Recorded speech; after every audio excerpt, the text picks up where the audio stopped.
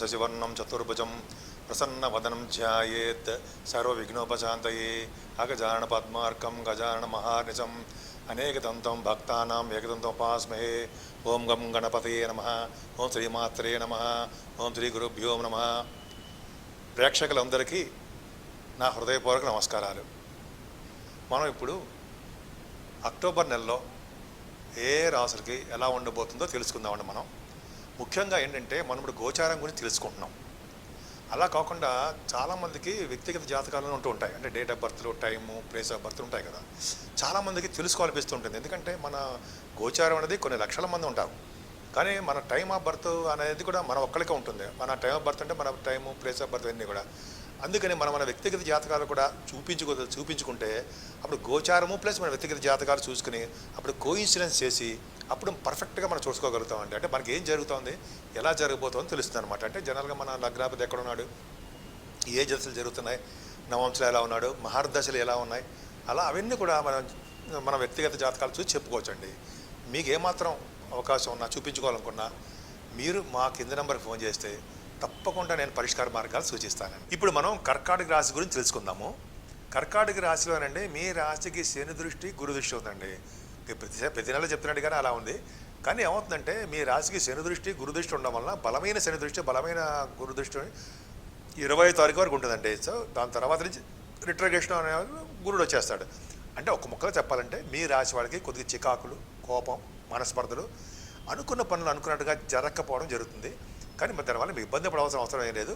ఎందుకంటే ద్వితీయ స్థానం కూడా చూద్దాము. చాలా 11 స్థానాలు ఉన్నాయి, 12 స్థానాలు ఉన్నాయి కాబట్టి 12 రాసుల గురించి చెప్పుకుందాం. ఇప్పుడు మీకు ఏమవుతుందంటే ద్వితీయ భావం చూద్దామండి. ద్వితీయ భావాధిపతి కూడా నీచ స్థితిలోకి వచ్చేస్తున్నాడండి.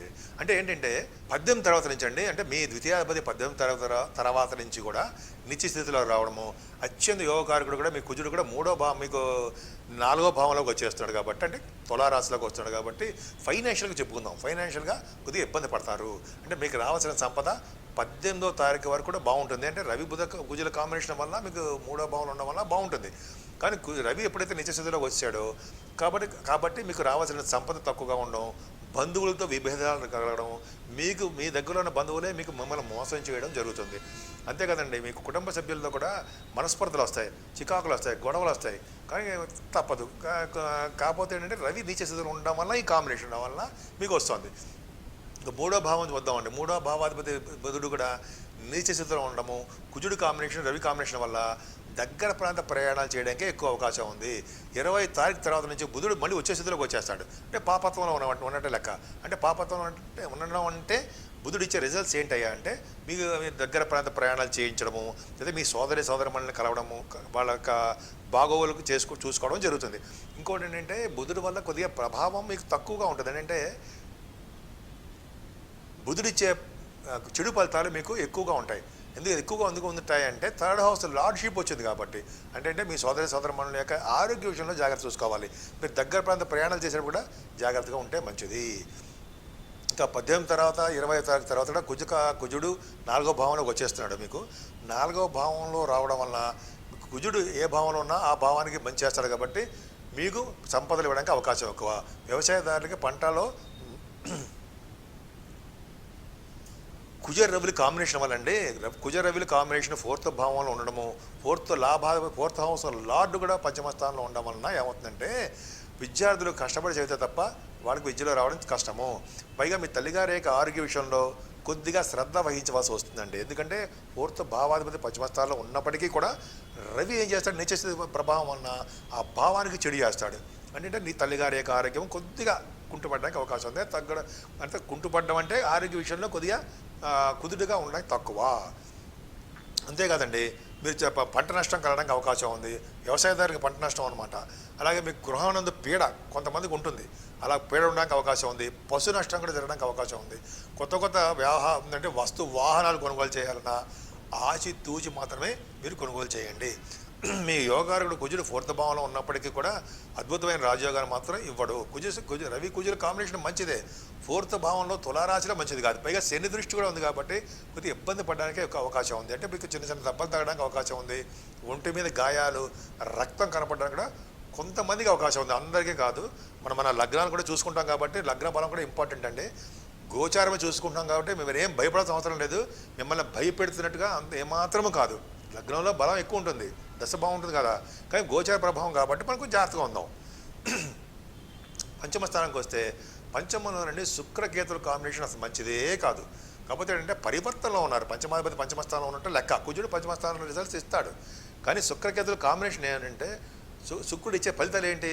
మంచి చెడు అంటే పుత్ర సంతానము, పుత్రికా సంతాన యోగం ఇవ్వడానికి అవకాశాలు తక్కువగా ఉంటాయి. పైగా బుద్ధి బలం కూడా మీకు తక్కువగా ఉండడానికి అవకాశం ఉంటుంది. బుద్ధి బలం పంచమస్థానం బుద్ధి బలం కదా, తక్కువగా ఉంటుంది. ప్రేమ వ్యవహారాలు కొద్దిగా ఇబ్బంది పడడానికి అవకాశం ఉంటుంది. అంటే ప్రేమ వ్యవహారాలు సక్సెస్ కాగలేకపోవచ్చు. పైగా సినిమాలో ఉన్న సినిమా రంగంలో ఉన్న వాళ్ళకి 9th భావం కాకపోయినా పంచమ భావం కూడా చూస్తాం కాబట్టి శుక్రుడు ఉన్నప్పటికీ కూడా పంచమ భావంలో సినిమా రంగంలో ఉన్న వాళ్ళకి, టీవీ రంగంలో ఉన్న వాళ్ళకి కూడా అవకాశాలు తక్కువగా ఉంటాయి. వాళ్ళ వ్యాపారాలు డెవలప్ అవ్వడానికి తక్కువ. దయచేసి ఏమి అనుకోకండి, మిమ్మల్ని భయపెడుతుంటే మాత్రం కాదు. ఉన్న వాళ్ళ ప్లానెటరీ పొజిషన్ యొక్క భావాలు చెప్పాలి కాబట్టి చెప్తున్నాను. శుక్రకేతుల కాంబినేషన్ అంత అద్భుతం మాత్రం కాదు. సప్తమ భావం వద్దామండి. సప్తమ భావంలో కూడా శనితో కలిసిన గురుడు కూడా ఉన్నాడు. అంటే ఏంటంటే వాళ్ళు ఇంతకుముందు రిట్రగేషన్లో బాగా బలంగా ఉండి మిమ్మల్ని చూస్తున్నారు. 20 తారీఖు 19 తర్వాత నుంచి అంటే గురుడు నిత్యస్థితిలో మామూలుగా వచ్చేయడం, రిట్రగేషన్లో వెళ్ళిపోవడం, అంటే రిట్రగేషన్ నుంచి బయటికి రావడము, శని కూడా రిట్రగేషన్ నుంచి బయటకు వచ్చేయడం. అంటే శని కాంబినేషను శుక్రుడు కాంబినేషన్ మామూలుగా ఉంటారు. సో దానివల్ల ఏంటంటే మీకు బిజినెస్ చేసేవాళ్ళకండి మంచిగా కలిసి రాదు. పైగా భార్యాభర్తల మధ్య విషయంలో సఖ్యత లోపిస్తుంది, చికాకులు వస్తాయి, కోపాలు వస్తాయి, మనస్పర్ధలు వస్తాయి. ఇవన్నీ కూడా మంచిది మాత్రం కాదు. కాబట్టి మనం భయపడడానికి మాత్రం ఏమీ కాదు. మధ్యలో మాత్రమే, అక్టోబర్ నెల మొత్తం చెప్తున్నాం కాబట్టి మధ్యలో మాత్రమే ఇటువంటి అవకాశాలు ఉంటాయి. పైగా ఇంకా అష్టమాధిపతి కూడా మీకు సప్తమ భావంలో ఉండడము, పైగా గురుడితో కలిసి ఉండడం వల్ల మీకు ఆరోగ్య విషయంలో కూడా కొద్దిగా శ్రద్ధ వహించండి. శ్రద్ధ వహించడం వల్ల ఏమవుతుందంటే కొద్దిగా మనకి ఇబ్బంది కలగకుండా అద్భుతంగా మంచిగా రాణించడానికి అవకాశం ఉంది. కాకపోతే అంటే మీరు మెడిసిన్స్ వాడవలసి వస్తుంది, డాక్టర్ని కన్సల్ట్ చేయవలసి వస్తుంది, కొంతమంది హాస్పిటల్కి వెళ్ళి ట్రీట్మెంట్ తీసుకోవాల్సి రావడానికి అవకాశాలు ఎక్కువ. ఎందుకంటే అష్టమాధిపతి శని మామూలుగా రిట్రగేషన్ నుంచి మామూలుగా వచ్చేస్తున్నాడు కాబట్టి గురుడితో కలిసినాడు కాబట్టి మన ఆరోగ్య విషయంలో శ్రద్ధ వహిద్దాం. ఇంకా 9th భావం అండి. 9th హౌస్ లార్డ్ కూడా వీక్ అయిపోయాడు కదా. అంటే మీకు 19వ తారీఖు వరకు సప్తమ భావంలో ఉండే బలంగా ఉన్నాడు. 19వ తారీఖు వరకు మంచి చేస్తాడు. అంటే కొంతమంది ఎడ్యుకేషన్ రంగంలో ఉన్న వాళ్ళకి ఫారిన్ కంట్రీస్ వెళ్ళడము, లేకపోతే షూటింగ్స్ రీచ్ ఫారిన్ కంట్రీస్ వెళ్ళడము, బిజినెస్ పీపుల్ ఫారిన్ కంట్రీస్ వెళ్ళడం, అంటే దూర ప్రాంత ప్రయాణాలు ఎక్కువ చేస్తుంటారు. తండ్రి గారి యొక్క ఆరోగ్య పరిస్థితి కూడా బాగుంటుంది. 20వ తారీఖు తర్వాత నుంచి చివరి 10 రోజులు కూడా కొద్దిగా మీరు శ్రద్ధ వహించవలసి వస్తుంది తండ్రి గారి యొక్క ఆరోగ్య విషయంలో. ఇంకా తర్వాత ఏంటంటే ఇంకోటి అంటే మీ నృత్య కళాకారులకు వీళ్ళందరూ ఉంటారు కదా, డ్యాన్సర్సు, మ్యూజిషియన్స్, టీవీ రంగంలో ఉన్న వాళ్ళకి, రాజకీయ రంగంలో ఉన్న వాళ్ళకి కూడా అంత అద్భుతమైన కాలం మాత్రం కాదు. 20వ తారీఖు తర్వాత నుంచి 25వ తారీఖు ముందు వరకు కూడా సామాన్యంగానే ఉంటుంది. కొంతమంది కాంపిటీషన్ ఎగ్జామ్స్ కూడా రాస్తున్నారు కదా, వాళ్ళకు కూడా రండి సక్సెస్ఫుల్గా సక్సెస్ తక్కువగా ఉంటుంది. ఎందుకంటే వాళ్ళకి కాంబినేషన్ బాగాలేదు. గురుడు కూడా నిజ స్థితిలోకి వచ్చేస్తున్నాడు కదా. కాబట్టి దయచేసి మీరు ఏమనుకోకండి, కష్టపడి చేస్తే తప్ప ఏ రంగంలోనూ సక్సెస్ కాలేరు. బిజినెస్లో కూడా రండి, అన్ని రంగాల్లో బిజినెస్లో కూడా సప్తమ భావంలో గురుడు నీచ స్థితిలోకి వచ్చేస్తున్నాడు. 15వ తారీఖు 16వ తారీఖు వరకు చాలా బాగుంటుంది తప్ప తర్వాత నుంచి కూడా అంటే 15వ తారీఖు తర్వాత నుంచి కూడా మీ రాశి వాళ్ళకి డెవలప్మెంట్స్ బిజినెస్ విషయంలో కానీ ఏ రంగంలోనే సరే, అంటే ఏ రంగం అంటే మీ ఎడ్యుకేషన్ కానీ లేకపోతే కాంపిటేటివ్ ఎగ్జామ్స్ రాసే వాళ్ళకి, బ్యాంకింగ్ రంగంలో వాళ్ళందరికీ కూడా కొద్దిగా అవకాశాలు తక్కువగా ఉంటాయి. ముఖ్యంగా మీ రాశి వాళ్ళకి, అంటే కర్కాటక రాశి వాళ్ళకి. ఇంకా దశమస్థానం చూద్దామండి. దశమస్థానాధిపతి దశమస్థానాన్ని చూసుకుంటున్నాడు కాబట్టి ఇబ్బంది పడాల్సిన అవసరమే లేదు. రవి దృష్టి కూడా దశమస్థానానికి ఉంది. అంటే మీకు అత్యంత యోగకారకుడు కుజుడు దశమస్థానం చూసుకుంటున్నాడు కాబట్టి గవర్నమెంట్ ప్రొఫెషన్లు రావడానికి అవకాశాలు ఉన్నాయి. అంటే రవి కుజుడు కాంబినేషన్ గవర్నమెంట్ కదా, గవర్నమెంట్లో ఉద్యోగాలు రావడానికి ఎక్కువ అవకాశాలు ఉన్నాయి.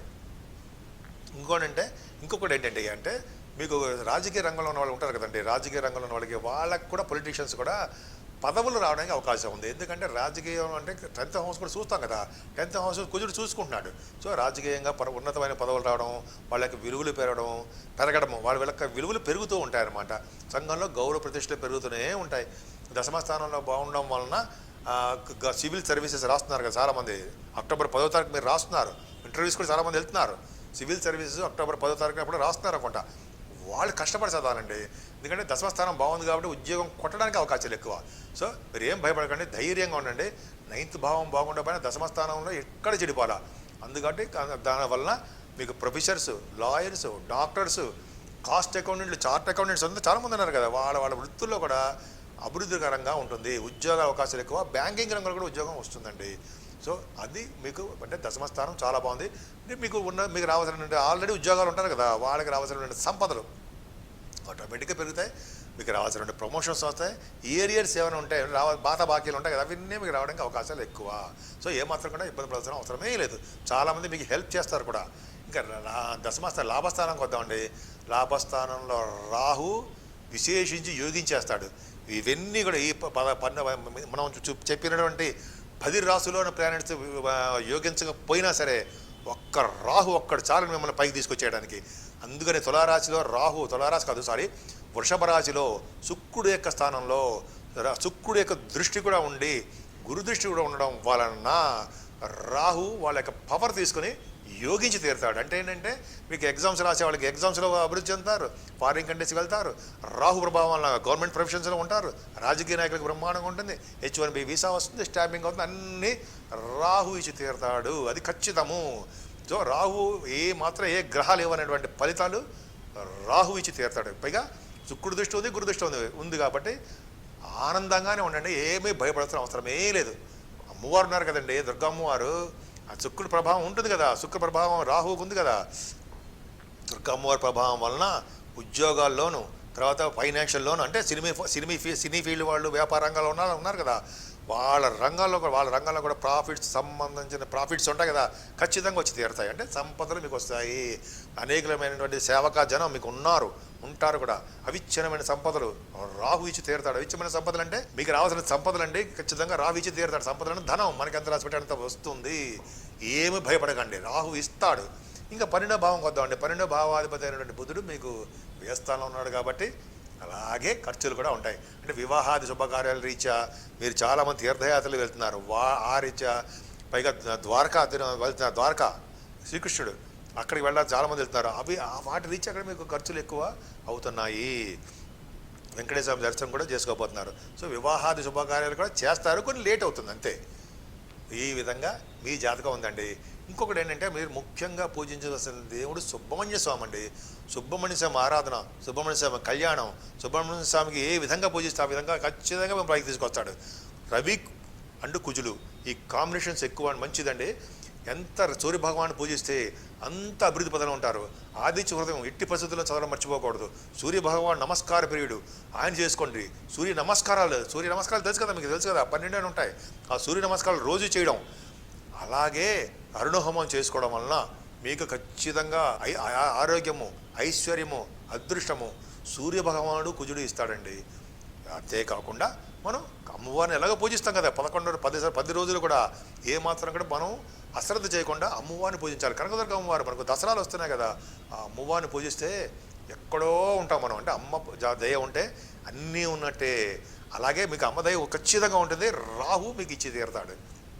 సో ఏమీ భయపడాల్సిన అవసరం లేదు. ఇవన్నీ ఒక ఎత్తు అండి. ఒక్క శివాభిషేకం ఇంకొక ఎత్తు. మీకు ప్రతి మాసంలో వస్తుంది కదా, ప్రతి అమావాస్య ముందున్నటువంటి మాస శివరాత్రి వస్తుంది కదా, అక్కడ మనం శివాభిషేకం చేసుకుంటే చాలా చాలా మంచిది. ధూమ్ దుర్గాయ నమః, ధూమ్ దుర్గాయ నమః, ధూమ్ దుర్గాయ నమః. మీరు దసరాల్లో ఈ మంత్రాన్ని రోజుకి 108 సార్లు లేదా 1008 సార్లు చేస్తారు కూడా. చేయడం వలన ఆరోగ్యం, ఐశ్వర్యం, సంపదలు, తృప్తి, మీ కుటుంబ సభ్యులు అభివృద్ధి జరగడం, పుత్ర సంతాన యోగం కలగడం, పెళ్ళిళ్ళు అవ్వడం అన్నీ ఖచ్చితంగా ఆ అమ్మవారి ఇచ్చి తీరుతారు. సో మనం ఈ విధంగా అద్భుతంగా చేద్దామండి. మీ కర్కాటక రాశి వాళ్ళు ఏ గ్రహం బాగా ఉండకపోయినా రాహు ఒక్కడు చాలు మీకు బ్రహ్మాండంగా అక్టోబర్ నెల మొత్తం సక్సెసే, విజయమే. అమ్మవారి దయ ఉంది కాబట్టి అన్నీ సక్సెసే. సో లలిత శాస్త్రం కూడా చదువుకుందాం. కాబట్టి ఈ నెల మొత్తం కూడా మీకు సంపూర్ణమైనటువంటి ఆయుర్దాయాన్ని, ఆరోగ్యాన్ని, ఐశ్వర్యాన్ని ఆ అమ్మవారు కలుగజేయాలని, సంపూర్ణమైనటువంటి ఆవిడ యొక్క బ్లెస్సింగ్స్ అంటే ఆ దీవెనలు, అమ్మవారి దీవెనలు మీ కర్కాటక రాశి వాళ్ళకి సంపూర్ణంగా ఉండాలని నేను మనస్ఫూర్తిగా కోరుకుంటున్నాను.